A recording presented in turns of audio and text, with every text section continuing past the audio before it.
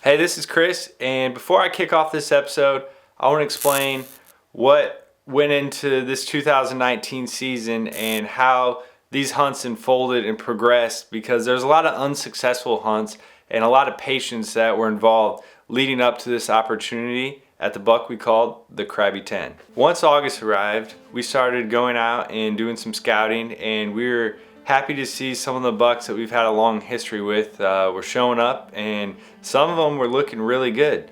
Others, they didn't really grow much, and I don't really know what their deal was, but we had higher expectations for them. I was pretty much coasting into the 2019 season, more laid back than usual, but that quickly changed once I had my first encounter on a good buck, which was actually the first night I went out hunting. And this was a buck we called Too Tall. Had 3 years of history with him, and he's a 5-year-old buck, but it was one that we decided to pass up this year because we have more mature bucks to go after and also some higher scoring 5-year-olds. So we didn't really put him on the hit list. I've had several encounters with him. He's just a cool buck, and hope that he sticks around and we'll get a chance at him next year. So fast forwarding to mid-October, which is typically the lull, we had a full moon, and I was on fire for some reason. I kept having multiple encounters with good bucks, and some of them were very old. I just couldn't close the distance, and I got aggressive. I hunted off the ground a couple nights. I also did a couple hanging hunts. I wasn't successful at killing these bucks, but I was able to harvest 2 does, and to get a little closer to them, one night I was about 65 yards after I did a hanging hunt from one of the bucks, and really, he would have came right to me, but he ended up hopping the fence to hit a scrape. He decided to go the other way, and I didn't get a chance at him. So all these encounters were starting to wear on me a little bit come the end of October. I decided to focus exclusively on our property after checking some trail cameras and seeing that we were having one of our mature bucks that we've had several years of history with day walking several different days. This is a buck that I first had an encounter with in 2017. He was I believe he was a 3-year-old then, and he came down the hill, worked a scrape, and was just an awesome, good-looking buck. Max and I, we kept tabs on him ever since. We got some pictures of him in the summer early on a different farm down the road, but really, he didn't start showing up on our property until December, and once that happened, he was a regular, but Max and I decided that he was a 4-year-old. We weren't going to go after him, and we were just excited to see what he was going to do in 2019. Well, I found one of his sides of his sheds, Max found the other, so we were able to match him up, and I think it was about early August, maybe late July, we started getting some velvet trail pictures of him, and this deer blew up. His body was huge, and he put on a lot of mass and was just a really good looking buck, so he earned his way to the top of the hit list. The very first day I went out to target him, I ended up having an encounter with him, and it was a very brief one. I didn't get a chance to get any footage of him with the video camera, but he did happen to walk by one of our trail cameras that was about 80 yards away from me going back to his bed.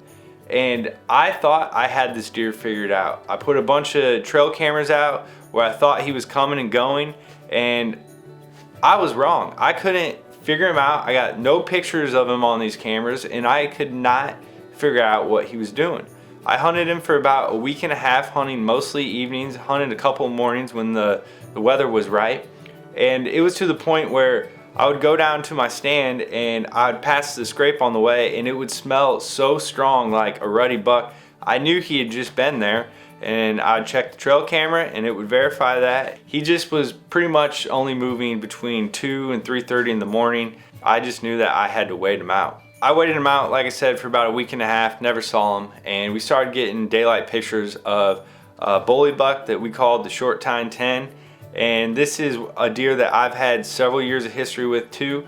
He has beat me multiple times. I think he has like 999 lives, because should have killed him several years ago. Others should have killed him several years ago, and last year he just he duped me multiple times. And really, this is a buck that got under my skin.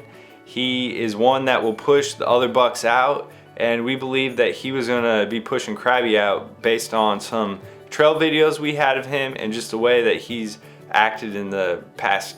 So Once I got a trail picture of him in daylight, I went in to hunt this buck, and I thought that I was gonna have a pretty good shot at killing him. And on October 28th, he came running in with another buck, and I got the camera on him and was expecting him to work his way down the hill and hit the scrape that he'd been hitting the previous couple days. Well, what I didn't know was they were actually chasing a doe. I couldn't see her at first, and as he was walking down to the scrape, got the camera position, went to pick up my bow, and little did I know there was a doe there, and she busted me picking up my bow and led the bucks away. So I was extremely disappointed that this buck got away from me yet again. Fast forward to Halloween, we got a bunch of snow. I went out that night, and really it was a really slow night. But in the last 30 minutes or so, I saw a buck was coming down my main trail where I have a slam dunk shot, and I got this camera positioned again, and what do you know? It was him. He stopped at 50 yards, looked around, saw there was no other deer around there, and probably also sensed that something wasn't quite right, and he turned and went the other direction. So, if you're following me through all this, all these events and hunts lead up to the morning of November 1st. I went out specifically to target the Bully 10, and little did I know that I was actually moving in on the buck we called the Crabby 10.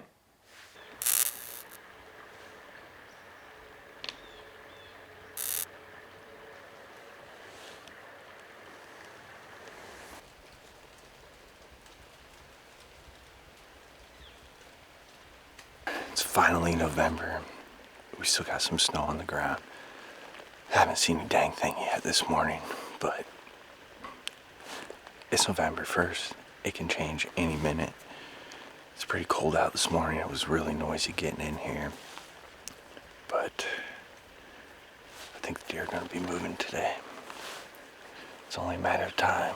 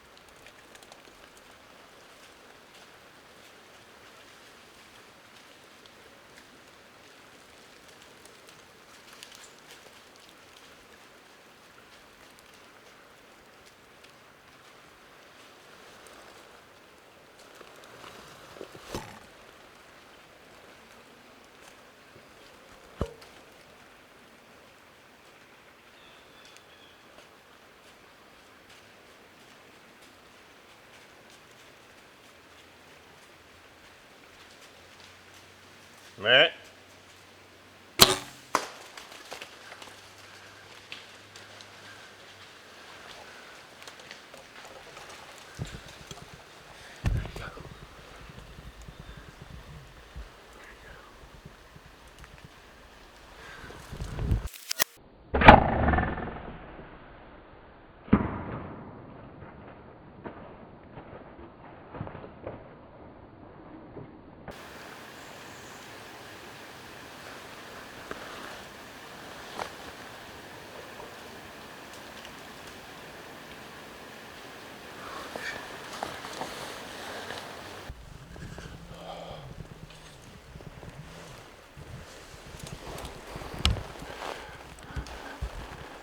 I'm pretty sure that's the buck we call Crabby 10.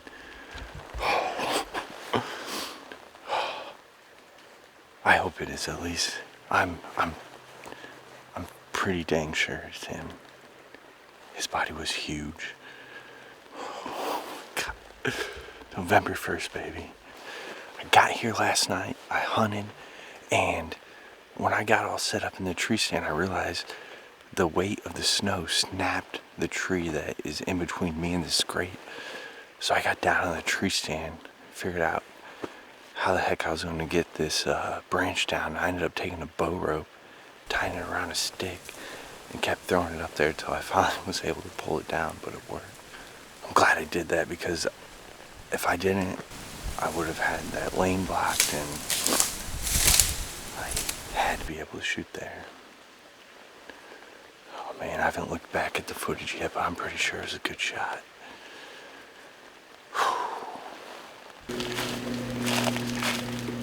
What'd you do? Huh? What'd you do? What'd you do? I shot a pig. This segment has been brought to you by Lone Wolf Tree Stands, your silent partner. Little big brother Max just got here and Matt? just showed him the footage. He thinks it's a heart shot. Shot looks good to me. We're gonna go find the arrow and see if this big old deer is dead on top of this hill over here, which I hope and think he is. Let's get it.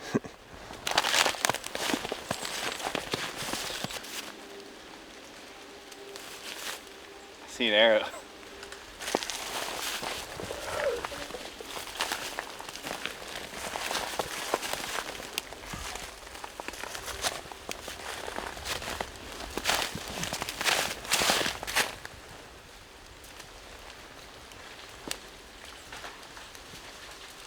Pretty good to me. What do you think? I think so.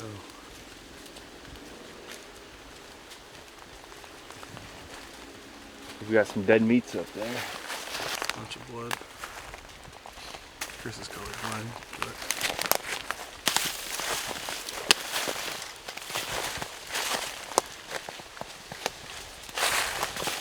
gotta love some blood on the snow on November 1st.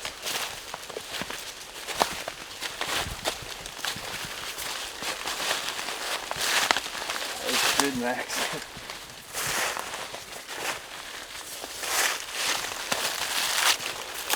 Crazy. There he is. Look at that paint. Oh my god. Oh What a beast. Oh my god, look at the size of that thing.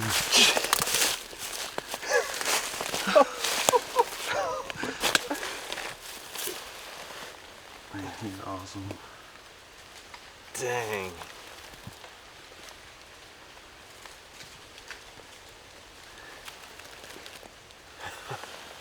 What a giant. Max and I have actually had about 3 years of history with this buck. I filmed him, what was that, 3 years ago? Hitting that same scrape that I just shot him out of.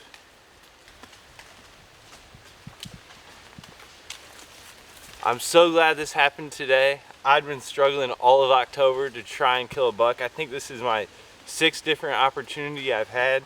I saw him once from the stand, and Max just started hunting, got down here last night, and I'm so happy he was here to be here and film this and be with me and help me get this guy out, because I'm gonna need all of his muscles.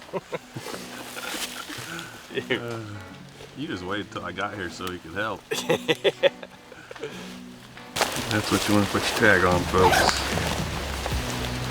Giant, mature stud of a whitetail.